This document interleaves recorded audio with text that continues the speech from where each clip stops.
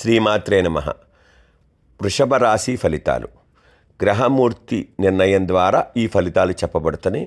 మరి శని సువర్ణమూర్తిగా ఉన్నాడండి, అందువల్ల లాభాలు కలుగుతాయి, ఎదుగుదల వస్తుందండి. అంటే వృషభ రాశి వాళ్ళకి శని అద్భుతంగా రాణిస్తున్నాడు. మరి గురువు రజితమూర్తిగా ఉండటం వల్ల ధనము, కుటుంబము, సుఖము కలుగుతుందండి. చక్కగా ధనం వస్తుంది, కుటుంబంలో మంచి సుఖం వస్తుంది. మరి మధ్యస్థమ ఫలితాలు రాహు తామ్రమూర్తిగా ఉండటం వల్ల ఉద్యోగంలోనూ వ్యాపారంలోనూ బాధ్యతలు పెరుగుతాయి, అంటే ఎక్కువగా కష్టపడవలసి వస్తుంది.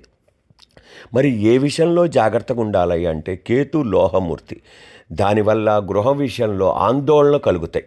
అంటే ఇంట్లో ఏదో ఒక గొడవలు, టెన్షన్స్, మాట బట్టాలు లాంటివి జరుగుతాయి. కాబట్టి గణపతి ప్రార్థన ఎక్కువ చేసుకోండి. ఎక్కువగా సంకష్టహర చతుర్థి గణపతి వ్రతాలు, అభిషేకాలు చేసుకోండి. గణపతికి గరికతో పూజ చేయించుకోండి, ఉండ్రాళ్లతో పూజ చేయించుకోండి. గణపతి దేవాలయాలు దర్శించండి. సంకటనాశని గణేశ స్తోత్రం చదువుకోండి. వీలైనంత వరకు గణపతి అనుగ్రహం పొందటానికి ప్రయత్నం చేయండి. వృషభ రాశి వాళ్ళకి తిరుగులేదు.